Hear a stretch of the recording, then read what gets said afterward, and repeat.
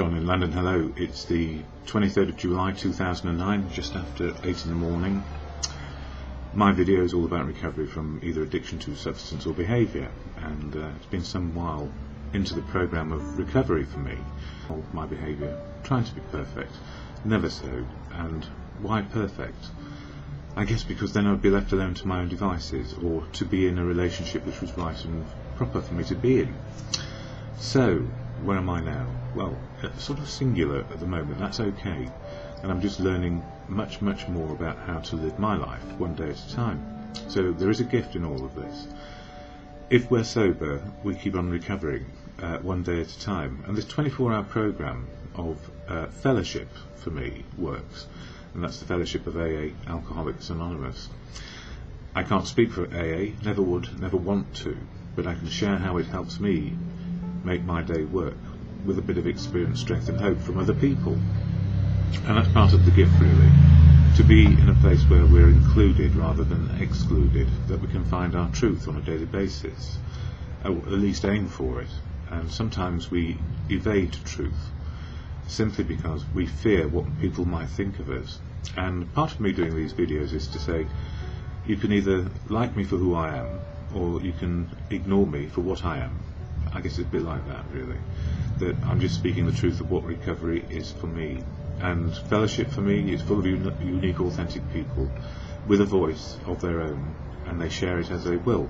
And part of me in my recovery is to share a message of hope. So what helps me most? Family, community, professionals, and I suppose in front of all of those things is how to be sober one day at a time, which is where the fellowship of AA comes into its being. And many people think, what is AA? Well, I can only share the statement that is said at the beginning of every meeting. It's called the AA Preamble, and it goes like this. Alcoholics Anonymous is a fellowship of men and women who share their experience, strength and hope with each other, that they may solve their common problem and help others to recover from alcoholism. The only requirement for membership is a desire to stop drinking. There are no dues or fees for AA membership. We are self-supporting through our own contributions. AA is not allied with any sect, denomination, politics, organisation or institution. Does not wish to engage in any controversy, neither endorses nor opposes any causes. Our primary purpose is to stay sober and help other alcoholics to achieve sobriety. So in that statement it says absolutely categorically, AA is not interested in anything but helping people be sober, one day at a time. And what a gift that is, because then we don't have to debate any other outside issues about what is AA for. And the primary purpose of being sober is that we can make the rest of our life work. So if we stay sober, we can work on the 12-step program for individuals, which is about open, honest and willing to make changes in our attitudes and behaviour. And I guess at the moment I suppose I'm in a place of where I'm looking for truth, and don't necessarily feel that I've had it over the last few weeks and months. Truth of what things are. And that's not anybody's fault, it's just that where people are at the moment, they fear telling the truth, just in case somebody might feel would feel less of them, I think. And you know, the truth and forgiveness go hand in hand. If we know the truth, we can forgive it, because we're all human, and forgiveness is a quality which we can only develop when we know the truth. So it's weird, really. We can't forgive lies, or can we? We can forgive lies when we know they are lies. That's probably the right way of looking at it. But for me at the moment, truth and forgiveness is really important, and that's good. It's good to feel that way. It keeps my side of the street clean. And as Bill sees it, this is one of the books I use to illustrate what is going on and what I can work on a daily basis. That's to do with meditation and prayer, and learning what the God of my understanding is, or higher power. So, Without Anger, page 153, it reads as this. Suppose AA falls under sharp public attack or heavy ridicule, having little or no justification in fact. Our best defence in these situations would be no defence whatsoever, namely complete silence at the public level. If in good humour we let unreasonable critics alone, they are apt to subside more quickly. If their attacks persist, and it is plain they are misinformed, it may be wise to communicate with them privately in a temperate and informative way. If, however, a given criticism of AA is partly or wholly justified, it may be well to acknowledge this privately to the critics, together with our thanks. What we must recognise is that we exult in some of our defects. Self-righteous anger can be very enjoyable. In a perverse way, we can actually take satisfaction from the fact that many people annoy us. It brings a comfortable feeling of superiority. And, one of the things about the AA 12 steps of action to do with attitude and behaviour is actually levelling ourselves, so we don't fall into that trap of thinking we're superior in any shape or form. We're not.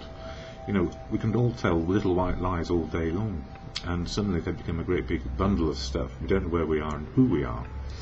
So the 12 steps of AA, one in the daily reflections, which I'll just share in a moment, this one, daily reflections. It's all about step 7 because it's July, so 12 steps, 12 months. So the 7th step reads, humbly ask him to remove our shortcomings. And each person has their own set of shortcomings, I guess, depending on life experience. And I know for a fact that being open, honest and willing was the very last thing I felt at the end of my drinking time, because I was hiding away, isolating and wishing I was better and well, and how do I get myself out of this mess? And if anybody asked me how I was, I would say I'm fine. So truth and forgiveness fall hand in hand. If we know the truth, we can forgive what has happened, because it's about learning and being a part of the human race, and we live mistakes all day long, and that's how we learn. So the daily reflections for today, I didn't mention what step 7 was, did I? Yes, I did. Humbly ask him to remove our shortcomings. I didn't say what mine are. My shortcomings are less than enough courage, faith and confidence. So to improve my courage, faith and confidence, I try and stand up for open, honest and willing, and finding the truth of me, and forgiveness for me for being just human, and also for each and every other person I encounter. Because if I don't forgive, how on earth am I going to cope with the downside of being stuck in a place of, I suppose, anger and resentment? Anger and resentment kill us more effectively than anything else. And in the fellowship we talk about higher power, and it's the higher power actually is to good conscience to God. For me, God works through people. I think Gandhi said that. And truth, God is truth. So all those are elements to the good of living, which is improving my courage, faith and confidence to find the truth, find forgiveness for myself for the maladies I have picked up along the way, and realise I'm really human like anybody else. But I cannot judge others, but I can judge whether I'm hearing the truth or not. And most often I know when I'm being lied to. Anyway, July 23rd, Daily Reflections, I ask God to decide, and probably good conscience, when it comes to truth telling. Because it's not for me to actually encourage another person to tell the truth. It's for them to work out why they should, or no, not why they should, why it is more, it's more of a way of living which is purposeful and fresh and open. Anyway, I ask God to decide. I pray that you now remove from me every single defect of character which stands in the way of my usefulness to you and my fellows. In other words, if I live in my defects, which is fear, putting on a brave face, and not dealing with the issues as they are, they will always be there. Having admitted my powerlessness, this is over alcohol, and made a decision to turn my will and my life over to the care of God as I understand Him, knowing that God is love, truth, and open. I don't decide which defects get removed, or the order in which defects get removed, or the time frame in which they get removed. So it's not in my power, if you like, to work out how these things are. It depends on my life experience, I guess. I ask God to decide which defects stand in the way of my usefulness to Him and to others, and then I humbly ask Him to remove them, and with any luck I just learn on a daily basis. And finally, in every day, the serenity prayer to the God of your understanding or higher power, or just good conscience. Grant me the serenity to accept the things I cannot change, courage to change the things I can, and the wisdom to learn the difference just for today.